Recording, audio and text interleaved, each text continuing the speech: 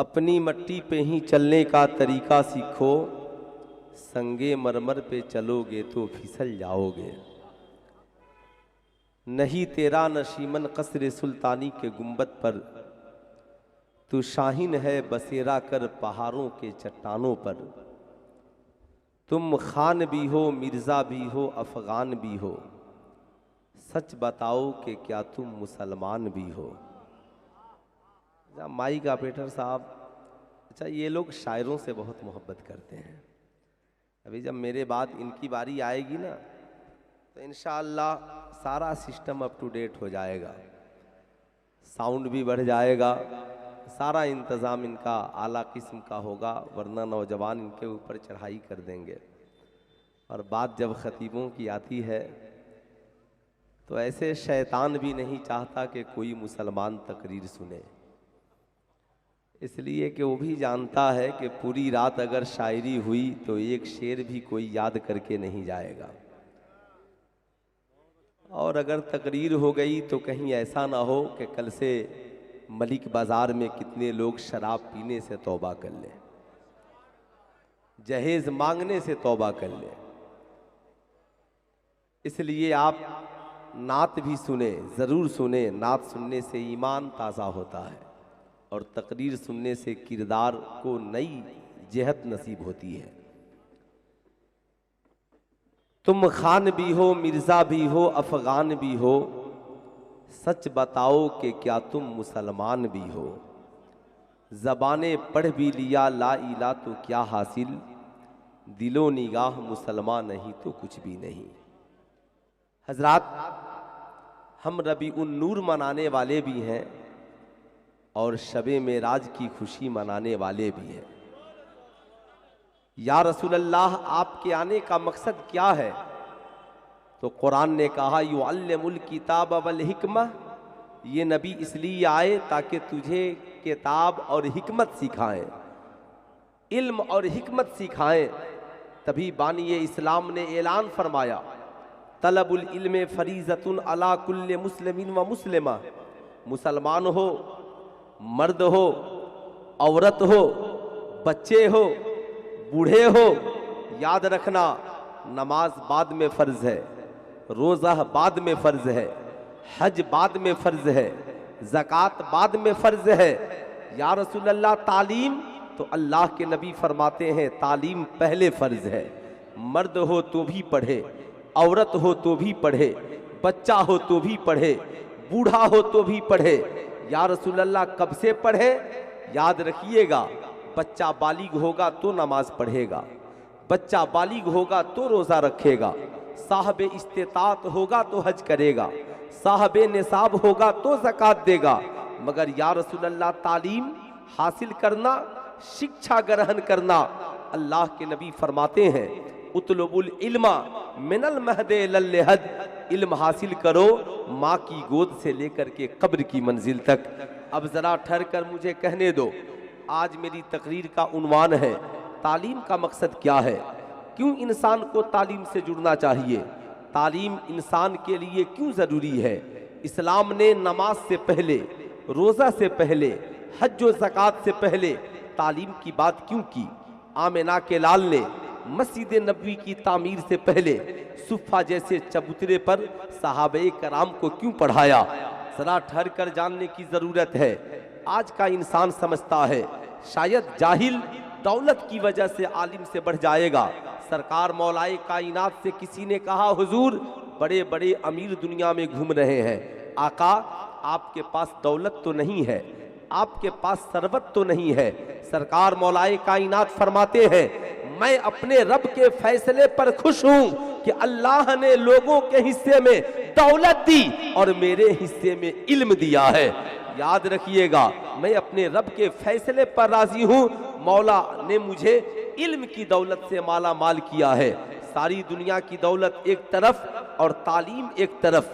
कुरान कहता है हल यस्तविल्लज़ीना यालमूना वल्लज़ीना ला यालमून, तुम क्या समझते हो पढ़े लिखे और जाहिल दोनों बराबर है? ऐसा नहीं हो सकता। उतुल इल्मा दर्जात, जो पढ़ेगा उसके रुतबे को बढ़ा दिया जाएगा, जो शिक्षा हासिल करेगा उसकी अजमत को दोबाला कर दिया जाएगा। बगैर पढ़े न कोई एसपी बनेगा, न कोई डीएम बनेगा, न कोई कलेक्टर बनेगा, न कोई साइंटिस्ट बनेगा, न कोई तारीखदां बनेगा। तुम चाहे कोई इल्म हो, जब उसे हासिल करोगे उस तबके में तेरा रुतबा बढ़ा दिया जाएगा। ऐसे ही कौमे मुस्लिम के बच्चे जब कुरान पढ़ेंगे तो एक गरीब घराने का बच्चा हो, कुरान की बरकत से उसे कौम का इमाम बना दिया जाएगा। ये सारी चीजें कब होंगी? जब इंसान के पास इल्म हो। या रसूल अल्लाह, इल्म का मकसद क्या है? अल्लाह के नबी फरमाते हैं, अल्लाह के नबी सल्लल्लाहु अलैहि वसल्लम फरमाते हैं, अल इल्मु नूरुन, इल्म एक नूर है, इल्म एक रोशनी है, इल्म एक प्रकाश है, इल्म एक चराग है। वो चराग जब इल्म के शम्मा को जला दिया जाए तो फिर ये शम्मा बुझने वाला नहीं है, फूकों से ये चराग बुझाया नहीं न जाएगा। आला हजरत अजीमुल बरकत ने इल्म के एक चराग को जलाया जिसे हुजूर सदरुस शरिया कहते हैं। उन्होंने दूसरे चराग को जलाया जिसे हाफिज मिल्लत कहते हैं। उन्होंने करोड़ों चराग को जलाया। आला हजरत ने बरेली की टूटी हुई चटाई पे बैठकर एक चराग को जलाया। आज उस एक चराग से पूरी दुनिया में करोड़ों चराग जल रहे हैं। अब गौर से सुनने की जरूरत है। ये इल्म के चराग को बुझाना किसी के बस में नहीं है जो बुझा दे। इल्म का मकसद क्या है? कुरान कहता है युज़क्कीकुम, ताकि तुम्हारे दिलों को इल्म के जरिया साफ सुथरा कर दिया जाए, तुम्हारे माहौल को अच्छा बना दिया जाए, तुम्हारी पर्सनालिटी ठीक ठाक हो जाए, तुम्हारा माशरा अच्छा हो जाए, सोसाइटी में तुम बेहतर हो जाओ, हलाल हराम की तमीज हो जाए, अच्छा बुरा क्या है इसका फर्क तुझे मालूम चल जाए। जब तुम पढ़ोगे तब तुझे पता चलेगा हलाल क्या है, हराम क्या है। जब पढ़ोगे पता चलेगा अच्छा क्या है, बुरा क्या है। वरना याद रखना, फिर तुम में और जाहिल में फर्क क्या है। जो चाहा खा लिया, जो चाहा पी लिया, जहां चाहा सो लिया, जैसे चाहा जिंदगी गुजार ली।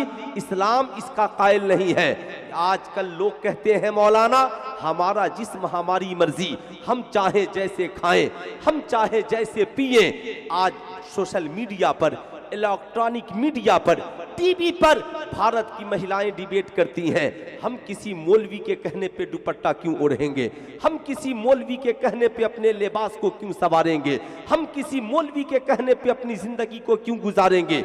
ये मुख्तसर मौलवी सारी दुनिया पे हुक्मरानी करेंगे, हम उनके बताने के मुताबिक जिंदगी गुजारेंगे। हमारे पास भी इल्म है, हमारे पास भी शिक्षा है, हम भी तालीम याफ्ता हैं, हम भी समाज में पढ़े लिखे हैं, हम भी कुछ समझने की सलाहियत रखते हैं। मौलाना बताएगा हमें पहनना क्या है, मौलाना बताएगा हमें खाना क्या है, मौलाना बताएगा हमें पीना क्या है। मैं कहना चाहूंगा, हाँ साहब, मौलाना अपनी बात नहीं बताता, मौलाना तो बातें मुस्तफा जाने रहमत की बताता है।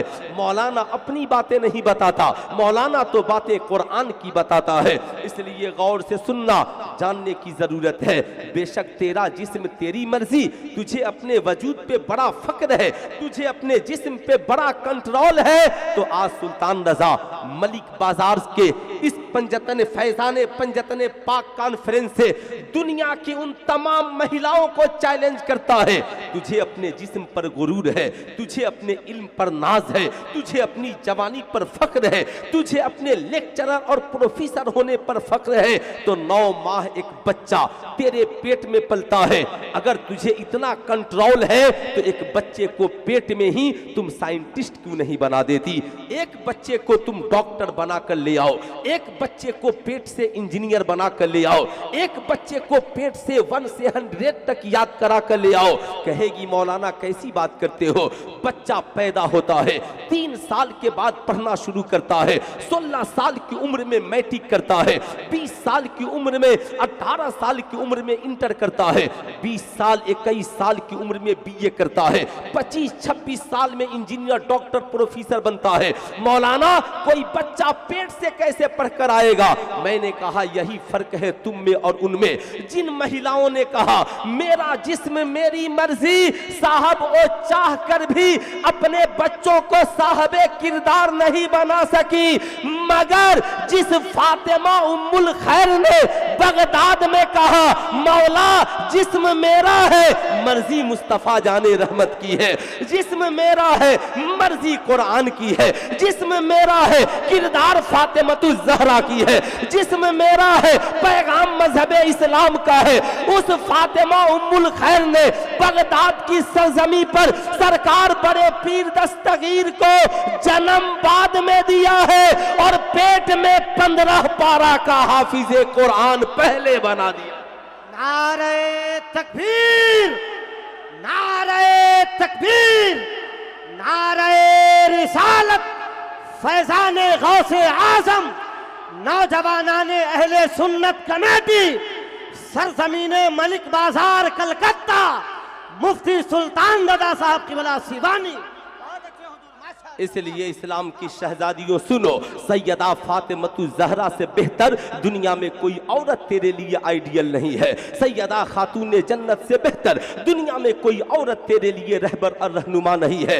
इन टीवी पे नाचने वालियों को ना देखो, इन टीवी पे डिबेट करने वालों को ना देखो, लेकिन मुझे अफसोस होता है जब माएँ नाचने वाली हैं, माएँ दिन रात मूवीज और फिल्में देखने वाली हैं, तो इनकी औलादों का हाल ये है। फेसबुक पर लिखता है पठान मूवीज इतनी चल गई, शर्म आनी चाहिए। तू मुसलमान है और गैरों से मुकाबला फिल्म के जरिया करता है। तू मुसलमान है, कुफ्र से मुकाबला नाच और गाने के जरिया करता है।